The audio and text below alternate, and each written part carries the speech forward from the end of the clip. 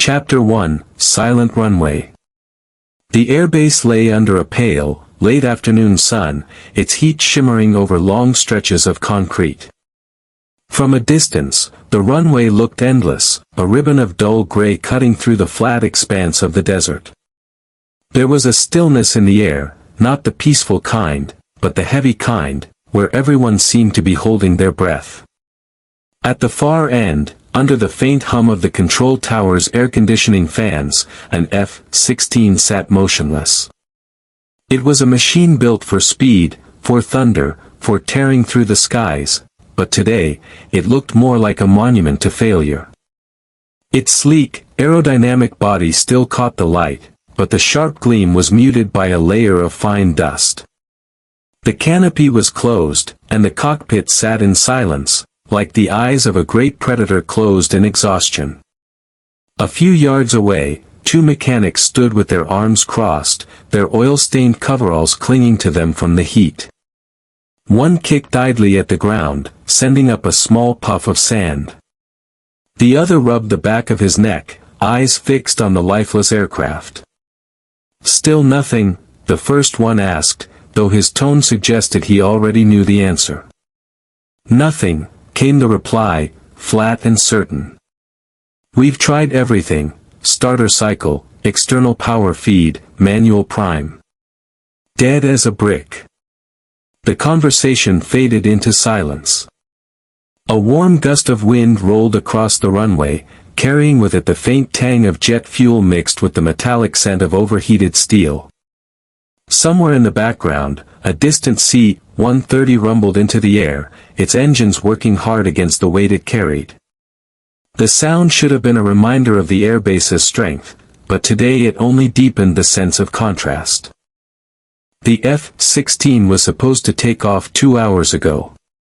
There had been a training sortie scheduled, a simple exercise, nothing complicated. But during pre-flight checks, something had gone wrong. The power unit failed to engage. Systems refused to come online. One by one, checklists were run, tests were done, connections were checked. And still, nothing. Now, as the sun slid lower, the aircraft remained where it had been all day, nose pointed down the runway, wheels locked in place, like a sprinter frozen before the starter pistol. A few more people had gathered around, a couple of junior technicians, a flight officer, even the shift supervisor. They formed a loose semicircle, speaking in low voices. The occasional nervous laugh slipped through, half humor, half frustration. From the observation deck above, the base commander watched the scene unfold. He wasn't angry, not yet, but his brow was furrowed. Grounding an aircraft, especially an F-16, was no small matter. Every flight hour mattered. Every delay rippled through schedules and budgets. And besides, there was pride at stake. Machines like this weren't supposed to fail, not here, not in front of everyone. Down below, one of the younger mechanics walked slowly around the fighter, trailing his hand along its fuselage as though trying to feel for a pulse. "You know," he said, "it's almost funny. She looks like she could take off any second.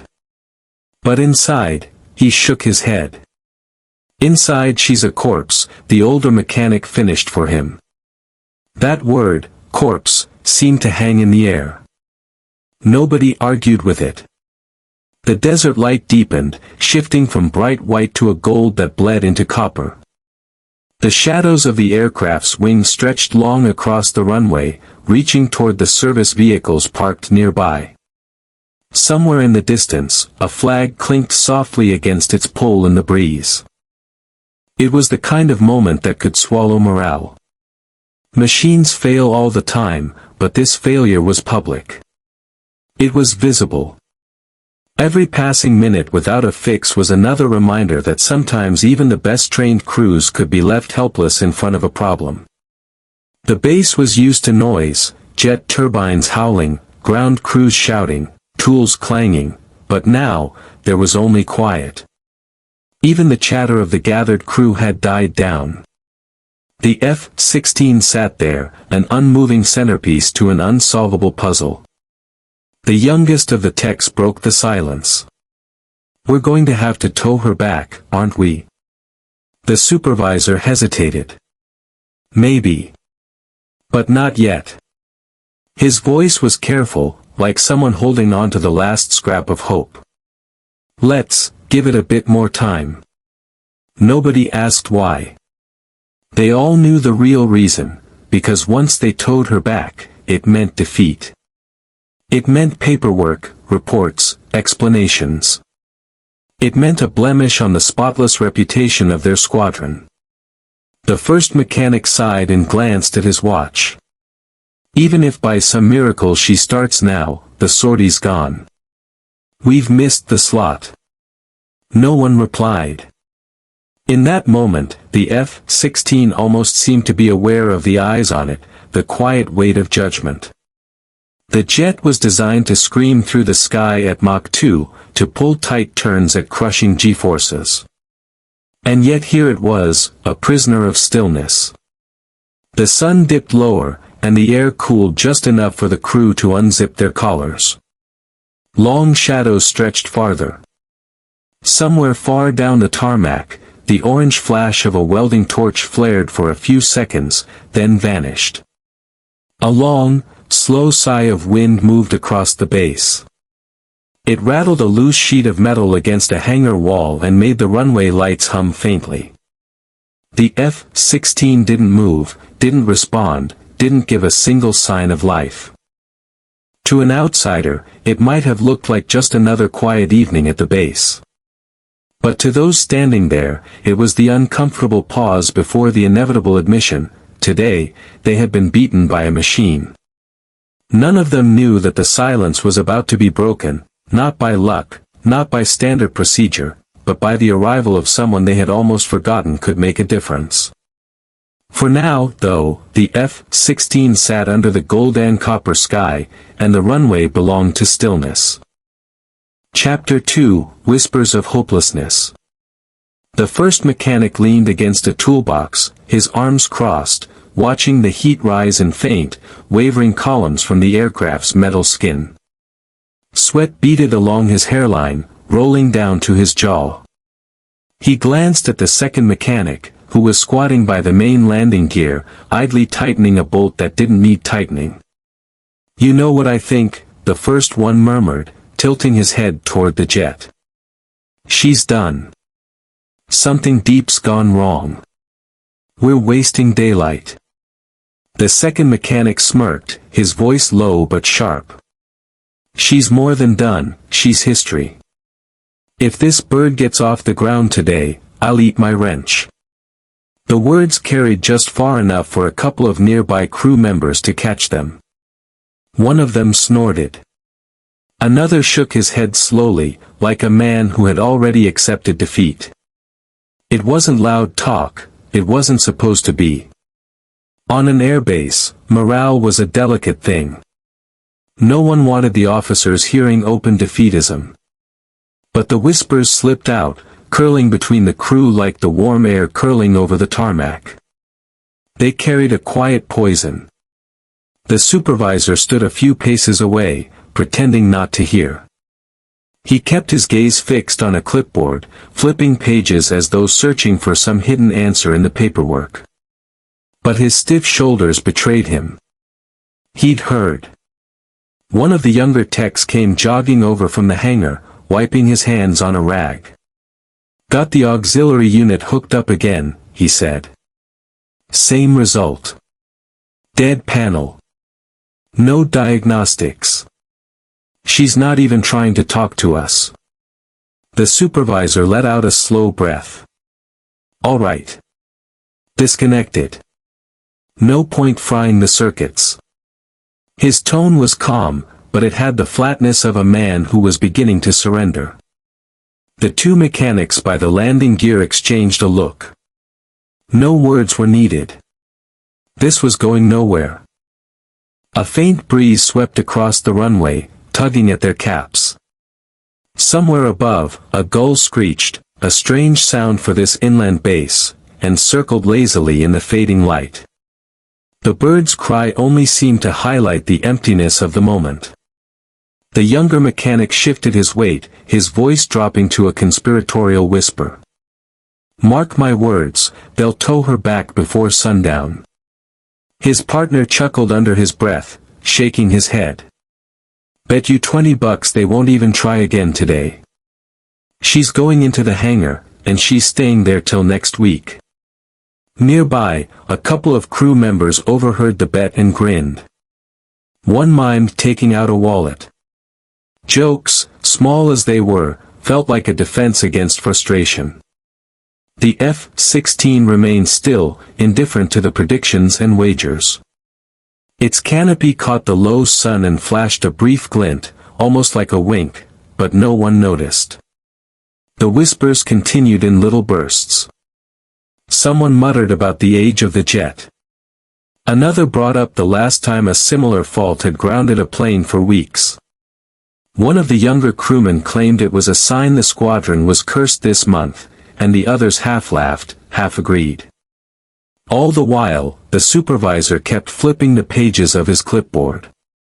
Finally, he closed it with a snap and looked down the runway, as if waiting for someone, or something, that might change the scene. He didn't know it yet, but his wait was nearly over. Far down the tarmac, a solitary figure had just stepped out of the shadows near the maintenance hangar. He walked with a slow, steady gait, like a man who'd seen too many problems to ever rush toward one. His coveralls were old but clean, his cap pulled low. The mechanics hadn't spotted him yet. Their whispers still floated in the air, defeat, doubt, and a quiet amusement at the thought of anyone trying again today. They didn't know the man walking toward them had already decided otherwise. Chapter 3, Arrival of the Hero. The sun was low now, painting the runway in molten shades of gold and amber. Long shadows stretched like dark fingers across the concrete, and the air, though still warm, had lost the blistering sting of midday.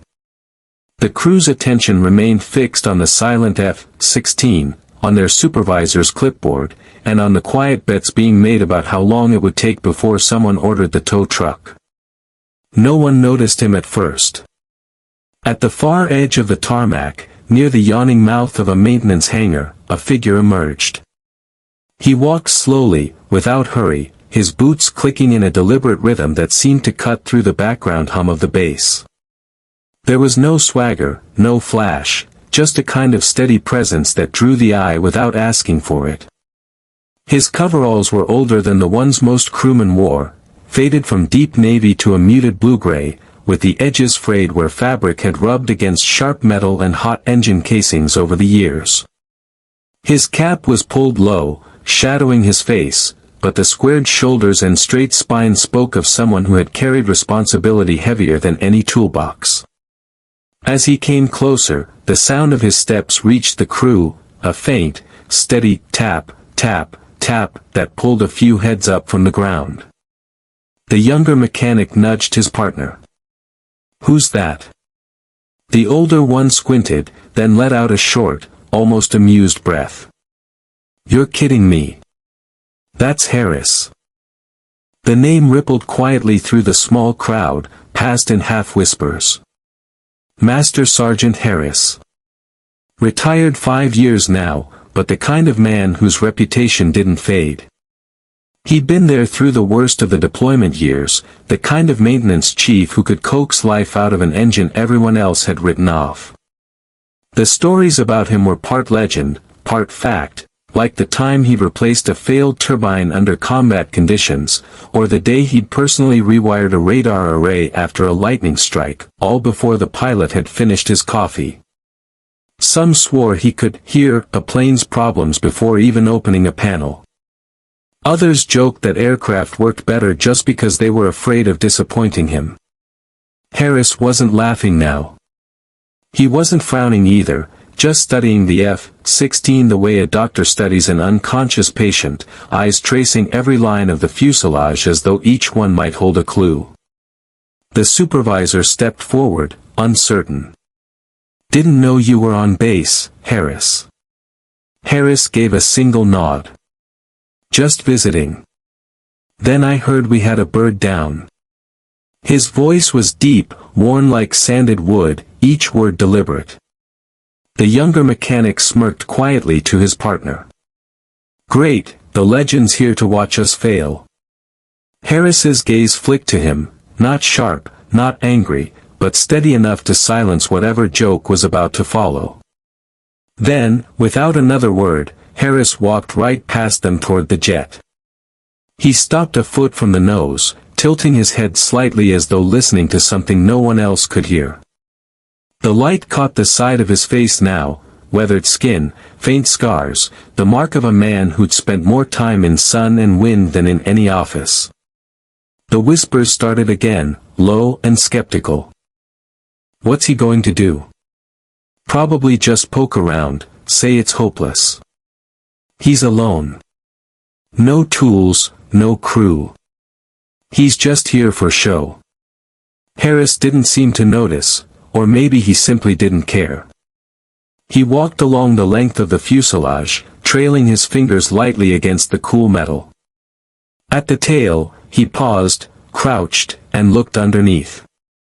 He didn't rush. Every movement was measured, as though time bent a little around him. Finally, he straightened and turned to the supervisor. Where's your toolbox? The supervisor gestured toward the nearest cart.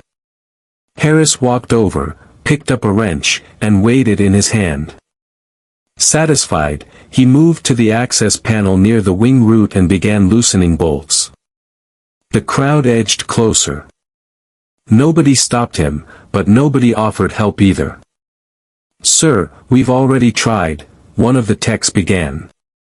Harris didn't look up. Then we'll try again. Properly. Something in his tone shut down any argument. The sound of metal clinks and the soft hiss of released latches filled the air.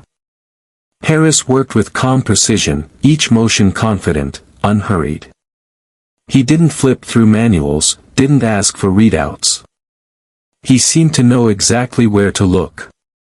The sun dropped another inch toward the horizon, and the golden light deepened to orange.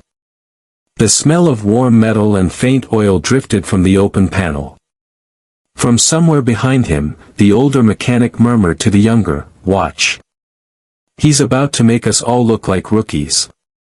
The younger one forced a laugh, but his eyes stayed fixed on Harris's hands. There was no grand announcement, no dramatic flair.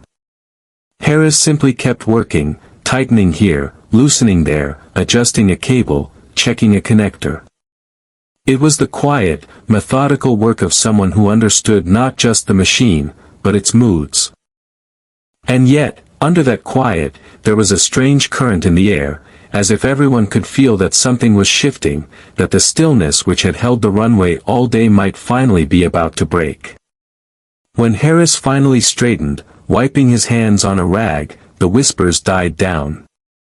He didn't say, "Done." He didn't explain. He just nodded toward the cockpit. "Try her now."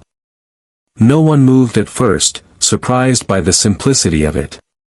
Then the supervisor gestured to a crewman, who climbed the ladder and slid into the seat. Fingers moved over the controls, a switch was flipped. And for the first time all day, the dead machine stirred. Chapter 4, Smirks of Doubt. The cockpit canopy was still open, and the pilot in training who'd been idling nearby now found himself climbing the ladder under a dozen pairs of eyes. He wasn't sure if this was a real attempt or just a courtesy to the old man who had stepped in out of nowhere. Either way, his hands moved automatically, flipped the master switch, primed the system, checked the panels. From the ground, the crew watched with a mix of curiosity and disbelief. The younger mechanic, still leaning against the landing gear, let his lips curl into a sly smirk. What's he doing, exactly? Playing around with a couple of wires? We've done that, twice. His partner gave a slow shrug, a smile tugging at the corner of his mouth. Maybe he's here to remind us we're not good enough. Behind them, two other crew members exchanged knowing glances. It wasn't mean-spirited, not entirely. It was just the kind of dark humor that maintenance crews use to keep frustration at bay.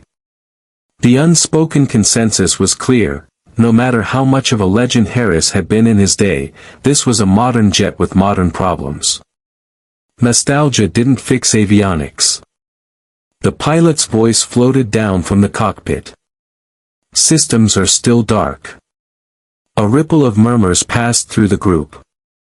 One of the younger techs stifled a chuckle. Guess the magic touch doesn't work anymore. Harris didn't turn, didn't flinch. He was still standing near the access panel, eyes scanning the inside like a chess player studying the board before the final move. His hands were steady, fingers resting lightly on the edge of the open frame. The supervisor cleared his throat. "We appreciate the effort, Harris, but..." Again, Harris said quietly, cutting him off without looking up. The pilot hesitated. "Master switch, again." "Everything.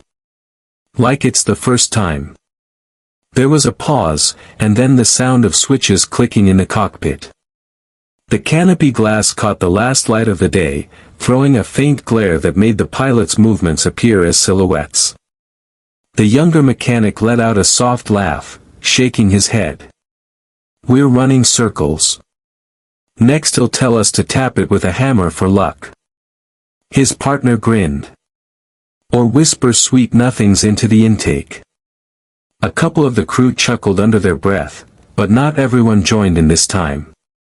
Some eyes stayed on Harris, noticing the way he shifted his weight slightly, the way his left hand reached into the panel and adjusted a single cable with a small, precise movement. The pilot's voice came again, more uncertain now. "Still dead on startup sequence." The supervisor sighed, turning to Harris. "It's not happening. We'll tow her back." Harris finally looked up, meeting the supervisor's eyes with a calm, unreadable expression. "She's fine. You're just not asking her the right way." The younger mechanic raised an eyebrow. "Asking her?" "She's a machine," Harris said, closing the panel door with a firm click, "but she remembers how she's been treated. You force her, she shuts down. You coax her, she responds." The words hung there, hovering between wisdom and absurdity. Some rolled their eyes. Others, for reasons they couldn't explain, felt a prickle of curiosity. Harris stepped back from the jet, motioning to the pilot. "Now. One last time. And when I say, now, you start her like you mean it." The pilot glanced down at the supervisor, who gave a reluctant nod. On the ground, the smirks lingered, but there was a subtle shift in the air. The laughter was quieter, less certain. The golden-orange light of the setting sun stretched long shadows from the jet's nose across the concrete, the kind of light that made every moment feel like a scene from an old war film. Harris's voice came sharp and clear now. "Ready, now." Switches flipped. Lights flickered on in the cockpit, just for a second, then went dark again. The smirks returned. "See?" the younger mechanic whispered. "Nothing." But Harris didn't back away. He stepped closer to the nose gear, resting one hand lightly on the fuselage as though steadying it. Again. The pilot hesitated, then tried once more. This time, the lights came on and stayed on. The panel indicators glowed softly, like distant city lights seen through fog. A few in the crowd straightened unconsciously. The younger mechanic's smirk faltered. "Okay, that's new." From above came the faint whir of systems waking, the soft hum of power flowing through circuits that had been dead for hours. The sound was still tentative, incomplete, but it was there. Harris didn't smile. He didn't celebrate. He simply said, "Good." Now keep her talking. The pilot's hands moved quickly now, running through the next steps. The murmurs of doubt had gone quieter. No one was laughing. Even those who still thought it was luck found themselves leaning forward, watching more intently than they wanted to admit. The supervisor's eyes narrowed, not in skepticism but in focus. He'd seen Harris pull off strange fixes before, but never on a machine this stubborn. Fuel mix looked stable, the pilot called down. Hydraulics, responding. Harris nodded, stepping back another pace. Then she's ready. No one said it out loud, but they all felt it, that the line between failure and triumph was razor thin now. One more command, one more turn of the key, and the day could either end with shame or with something close to glory. The smirks had vanished. All that was left was the sound of the pilot's breathing over the comms and the faint, electric hum of a machine deciding whether it would wake. Chapter 5, Work Begins. The hum inside the F-16's cockpit was like the faint stirrings of a beast just waking from a long, unwilling sleep. Indicator lights, tiny pinpricks of amber and green, dotted the control panel. They weren't burning at full strength yet, more like flickers, testing their own endurance. Harris stood just in front of the nose, a shadow against the fading glow of the runway. His posture hadn't changed, hands relaxed at his sides, shoulders square, but there was a new intensity in the way he watched the jet, as though he were silently reading its pulse. The pilot glanced down at him. "Systems are on standby. You want me to go for ignition?" "Not yet," Harris replied, his voice steady but carrying the weight of command. "Let her breathe first. Give the pumps a moment to remember what they're for." A faint chuckle slipped from the younger mechanic at the back of the group. "Let her breathe," he muttered under his breath. "What is this, a yoga class?" No one answered him. Even those still clinging to doubt found themselves watching Harris too closely to waste words. He stepped toward the wing root, crouched by the open panel he'd worked on earlier, and adjusted a cable with one final twist of the wrench. The sound of metal on metal rang sharp and clean, like the last note of a tuning fork. Satisfied, he locked the panel shut with deliberate care, as if sealing an agreement. "All right," he said, standing up. "Now we work." The phrase was simple, but it carried the sort of weight that made the air around the crew shift. Even the skeptical mechanics unconsciously straightened. "Throttle to idle," Harris called up. The pilot's hand eased forward on the lever. "Idle. Fuel feed open. Open. Hydraulics, engage."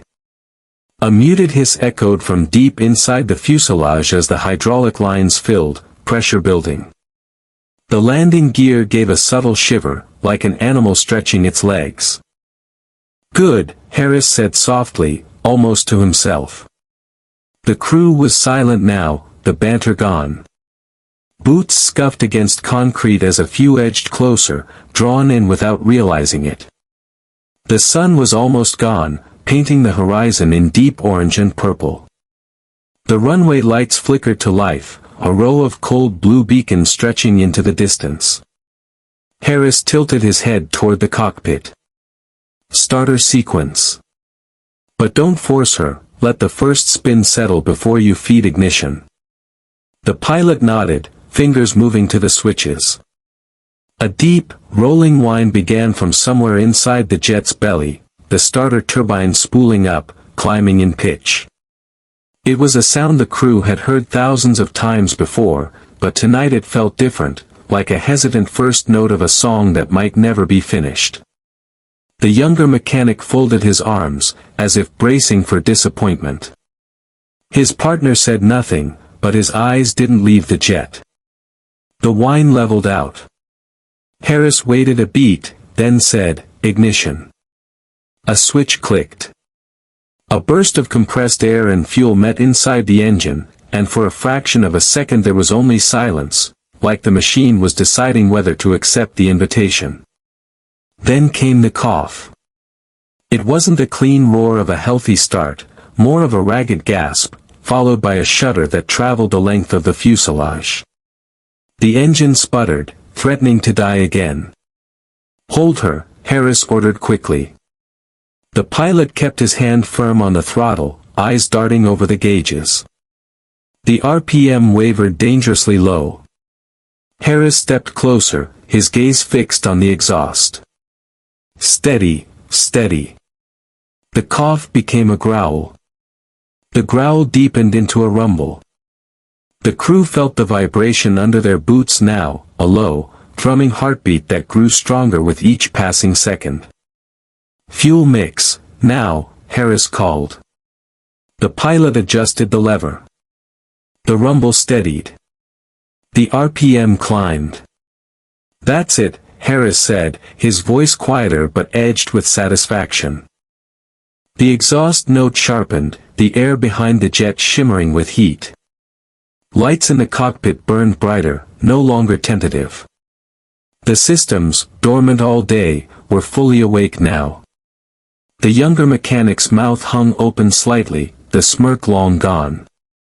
His partner gave him a sideways glance but didn't bother to hide the small, impressed grin spreading across his own face. The supervisor let out a slow exhale, shaking his head. He didn't say, "I told you so." He didn't have to. Harris walked to the side of the cockpit, resting one hand lightly on the ladder rail. "Bring her up to idle +10. The pilot complied. The engine responded instantly, its whine smooth and sure now, no trace of the earlier stutter. The smell of hot metal and fresh exhaust filled the air. For the first time in hours, the F-16 looked alive, not a stranded hulk, but the predator it was meant to be. "Run the diagnostics," Harris said. The pilot scanned the readouts. All systems green. Fuel flow stable. Hydraulics nominal. Electricals solid. "She's ready." The murmurs started, low, astonished. Someone let out a whistle. A couple of the crew clapped softly, unable to resist. Harris didn't acknowledge the reaction. His eyes stayed on the machine, as if making sure it was truly alive before he allowed himself to relax. Finally, he stepped back, giving the pilot a nod. "Shut her down. She's proven her point." The engine wound down slowly, the roar softening to a hum, then to silence. But this time, it wasn't the silence of failure, it was the quiet satisfaction of a completed job. The pilot climbed down, pulling off his gloves. "She's good to go tomorrow." Harris only gave a small nod, turning back toward the hangar. "She'll fly." And just like that, he walked away, boots clicking in the dark, leaving behind a runway that no longer felt defeated. Chapter 6, Thunderous Life. The morning air was cooler than the day before, but the runway still shimmered faintly under the rising sun. The F-16 sat at the far end, no longer a silent, grounded hulk, it looked different now. Alive. Poised. Like a predator coiled before a leap. The crew gathered once more, but the energy had shifted. Yesterday's whispers of doubt had been replaced by a taut, electric anticipation. The jokes were gone. No one was leaning back with their arms folded. Instead, they stood forward on the balls of their feet, eyes fixed on the jet. Harris was there, too, standing off to one side, arms folded loosely. He wasn't at the controls this time, his work was done. He was simply watching, the faintest glint in his eyes betraying that he already knew what would happen next. The pilot settled into the cockpit, strapping in with practiced motions. His visor came down, sealing him into the bubble of the canopy. Over the radio, his voice was calm and clipped. "Tower, this is Falcon 2. Request startup clearance." The reply crackled in his ear, "Falcon 2, you are cleared for engine start." From the ground, Harris lifted one hand in a small, approving gesture. "Bring her to life." The pilot's fingers moved across the switches. The starter turbine began to spool, that familiar rising whine building steadily, steady and sure. This time there was no hesitation in the sound, no ragged cough, no sputter. It was smooth, confident, a sound that knew exactly where it was going. Fuel flowed. Ignition engaged. And then it happened. The silence of the runway shattered as the engine roared to life, a deep, primal thunder that rolled outward and hit the crew in the chest. It wasn't just noise, it was a physical thing, a vibration that made the ground seem to hum beneath their boots. The air behind the jet warped and danced with heat, a rippling mirage against the pale morning sky. The scent of burning fuel rushed forward, sharp and intoxicating. The younger mechanic, who had been so quick to smirk yesterday, stood frozen for a moment before letting out a low, involuntary whistle. "That's beautiful," he admitted quietly. The pilot advanced the throttle slightly, letting the engine settle into a steady, confident whine. The instruments glowed with steady greens across the board. Every system, every gauge, every warning light was exactly where it should be. "Falcon 2, taxi when ready," came the voice from the tower. The jet began to roll forward, the landing gear clicking softly over the concrete seams. The canopy reflected the morning light, turning the pilot into a mirrored silhouette. The crew moved with it, walking alongside until they reached the point where they had to stop. From here, the rest was up to the jet and its pilot. Harris stayed where he was, hands in his pockets, watching as the F-16 lined up at the end of the runway. The nose pointed dead ahead, the twin-tail fins cutting into the sky. Over the comms, the pilot's voice was steady. "Tower, Falcon 2 ready for takeoff. Falcon 2, you are cleared for takeoff. Winds calm, runway is yours." The pilot's hand eased the throttle forward. The whine of the engine climbed in pitch, then deepened into a guttural roar that shook the air. The crew instinctively took a step back, not from fear but from the sheer force of it. The sound wasn't just heard, it was felt in bone and blood, a resonance that seemed to bypass the ears and go straight to the heart. The jet began to move, slow at first, then faster. The roar grew into a full-throated scream, the afterburner igniting with a sharp hump that painted the air behind it in liquid fire. Heat washed over the crew, the kind of heat that prickled the skin and made the eyes water. The younger mechanic shielded his face with one hand, his grin wide now. The F-16 tore down the runway, acceleration pressing the pilot back into his seat. The world blurred past, runway lights streaking into lines, the edges of the tarmac whipping by in a rush of gray. And then, wheels up. The jet lifted from the earth with a grace that belied its ferocity, the roar tapering into a cleaner, sharper note as it climbed. The landing gear retracted, and the F-16 became nothing but speed and sky. The crew craned their necks, watching it climb higher, banking slightly to the left as it streaked toward the horizon.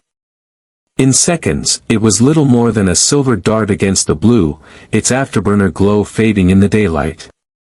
On the ground, the noise faded into a distant hum. For a long moment, no one spoke. Finally, the supervisor turned to Harris. "I'll be damned. She's flying like she never had a problem." Harris gave a small nod, eyes still on the shrinking dot in the sky. "Told you. You just have to ask her the right way." The younger mechanic glanced at him, half smiling. "Guess we're going to need you around more often." But Harris was already walking away, heading back toward the hangar. "No," he said over his shoulder. "You just need to remember how to listen." The crew watched him go, the sound of the jet's thunder still echoing in their bones. Chapter 7, Moment of Awe. The roar had faded into the distance, leaving only the soft hum of the bass. The runway, moments ago trembling under the jet's power, now felt strangely still, like a stage after the curtain had fallen. For a few seconds, no one moved. The crew stood where they had been, faces tilted toward the empty sky, each person quietly processing what they had just witnessed. The younger mechanic was the first to break the silence, but his voice carried none of the sarcasm from the day before. "That was perfect," he said simply, almost to himself. His partner didn't respond, just gave a slow nod, his eyes still locked on the fading contrail. The supervisor exhaled as if letting go of hours of tension.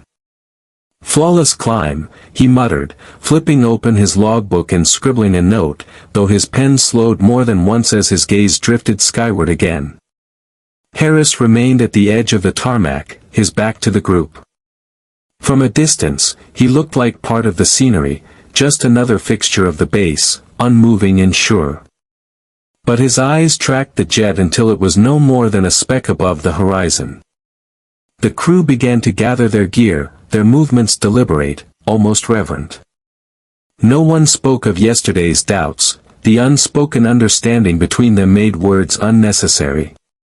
Even the ground seemed to feel different now, firmer, steadier, as if sharing in the jet's renewed strength. A faint crackle came over the radio, the pilot reporting clear skies, smooth performance, and systems running at peak efficiency. His voice held a note of excitement that no official report could disguise.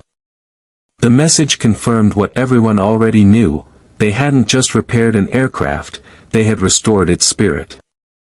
The radio fell silent again, leaving the air heavy with a quiet satisfaction. One of the younger techs finally turned toward Harris, starting to speak, but stopped. It wasn't that the words weren't there, it was that none of them seemed big enough.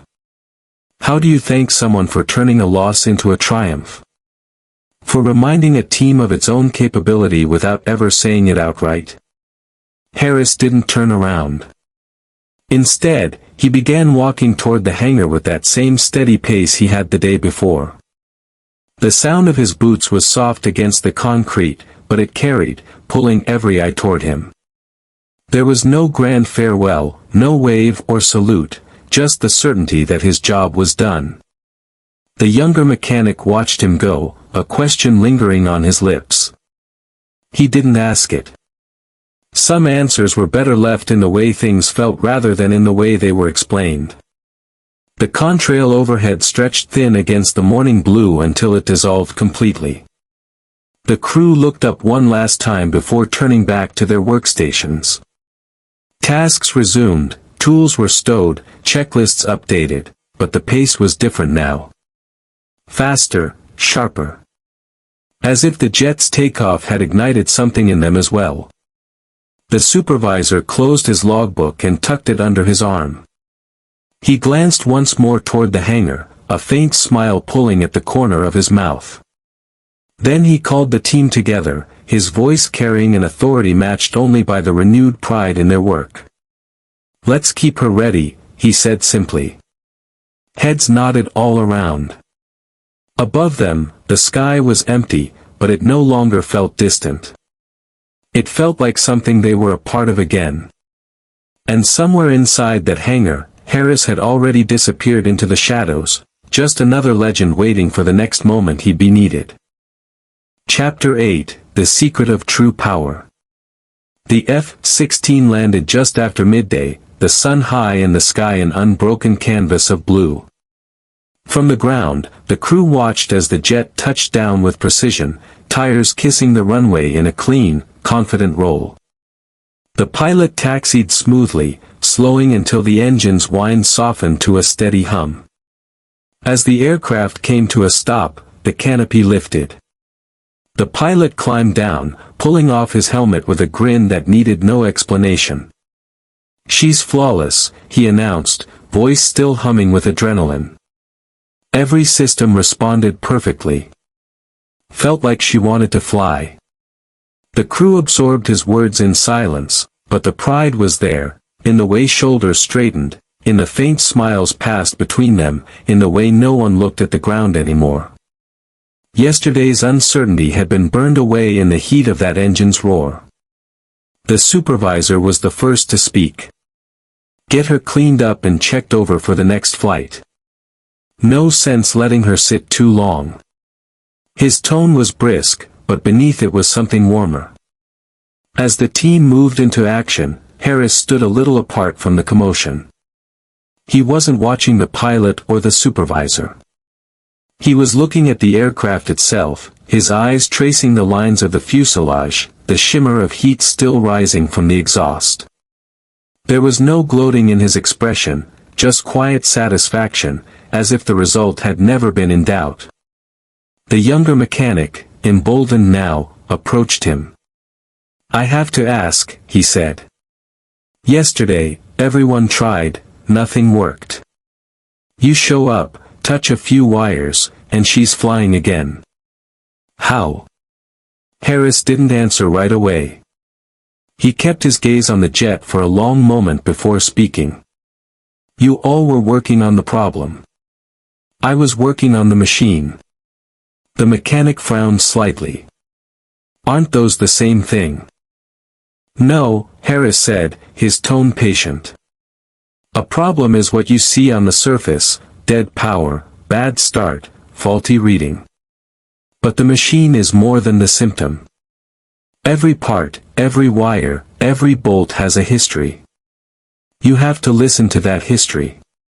Feel what's been stressed, what's been ignored, what's just tired. Then you know where to look. The mechanic nodded slowly, not entirely sure he understood but unwilling to admit it. The supervisor had come closer, listening. So it's just experience. Harris turned to face him. Experience matters. But it's more than that.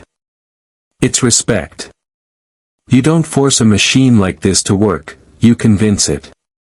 You give it the conditions it needs, and you trust it to do the rest. One of the older crewmen nearby chuckled. Sounds like you're talking about people. Harris allowed himself the faintest smile. Maybe I am. The crew worked quickly, the sound of tools clicking and hoses hissing filling the air. The pilot gave his post-flight report to the tower, but his eyes kept drifting toward Harris, as if wanting to say something more.